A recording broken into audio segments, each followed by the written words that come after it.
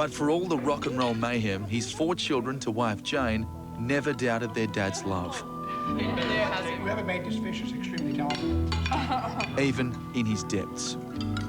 I probably saw a lot more of it than any of the others, but at the same time, I also saw the other side of my dad, which was a kind, generous, and good man. There were the tough times, but as a father, he was never absent. There was the knowledge that he was doing stuff, but I was kind of oblivious to it because he was still a great dad. He's my favourite person in the whole world. I'm a complete daddy's girl, so he's always been the best dad I could have hoped for.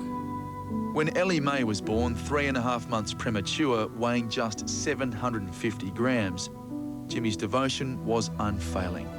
There were staph infections in the hospital, and one of the nurses advised, said, look, if you can get her out of here, I'd get her out, because a lot of the babies were getting sick. Right. So I just bought all the machines that we needed. We set up intensive care in our house. In our house.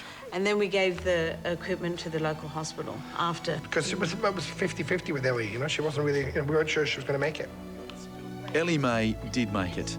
The question was, would Jimmy? In 2003, together with his wife Jane, he entered rehab. I partied with him, you know, just as much. And, you know, I went off to rehab as well. You know, I was devoted to our children, we both were. And that really sort of became the priority. So that was the moment you went, Jimmy, you've got to get help. No, that was about 25 years before that. That's when she first met me. You need help. He got clean. But just as important has been coming clean. Like publicly acknowledging David Campbell, the son he had from a one-night stand when Jimmy was 16. It was a beautiful accident, you know, because you look at David, he's the greatest guys I know, and he's, you know, such a cool kid. And... Hello. David was 12 when he was told the truth. Hello there. Hello, my son. How you feeling? Good, how's your day? Before then, he thought Jimmy was just a family friend. My earliest memory of him was just sort of this hair on legs coming in when I was really, really young and leaving me the first Cold Chisel cassette, because I remember that. Now I remember listening to it. Because remember, I was being brought up on my grandmother's music, which like, you know, Barry Manilow and Johnny Mathis and swing music, and then I played this Cold Chisel. I was like, what is this horrible noise? But I didn't have any suspicions. I don't know why, but it felt very natural hanging out with him. I spent time with him before I found out.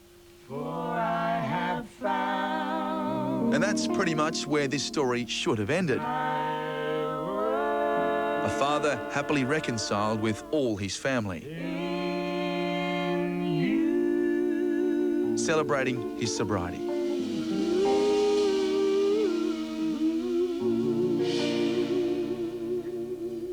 It's like we're auditioning for a Christmas special. A more gentle person now pursuing genteel Scottish pastimes. Oh, very good, Jimmy. But 3 days after completing filming, we received a call from Jane Barnes. There was something they hadn't said. A private matter they now wanted made public. I just wanted to acknowledge Jimmy's other children who live in Adelaide who've been in our lives for quite a number of years.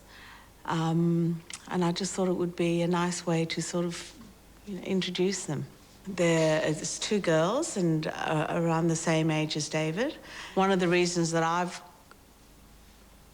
I'm telling you this is because I think both Jimmy and the kids, all the kids and Jimmy, feel most comfortable for me to be the person to talk about this. When Jimmy was a teenager, about 17, he not only fathered David Campbell, but also had 2 daughters to 2 different women. There's nothing to be ashamed of.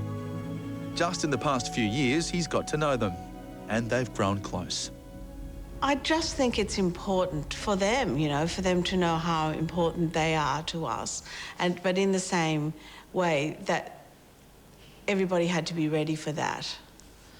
And I also wanted to do it in a gracious way, so that it's not sensationalized or, you know, where the trashy magazines are like trying to take photos and, you know, it's about human respect. I know I ain't been perfect. Fittingly, Jimmy's latest album, Rage and Ruin, is coming to terms with past mistakes and exorcising the demons. But no matter what has gone before, what has never changed is the music. I love the fact that when you get into a town, you know, people are excited to see you, and that you make a difference to their lives, you know. The crowd goes, yes, we love this, and it makes you, fuels you more, and you go that way. So really, you're just a vehicle for the audience, you know. That's my excuse, and I'm sticking to it. How we sailed in Sydney Harbor. I saw one over, but I couldn't kiss her. She was mine, and I was home to the lucky land. And the band takes it round, round.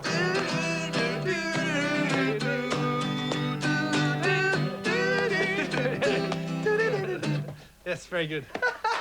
I'll call you. Will you give me a ring? I'll give you a call, yeah. I think you're in. I gave you the fastest version possible. That was like Coaches Alive in 1977. Really? Yeah, when we were on hard drugs.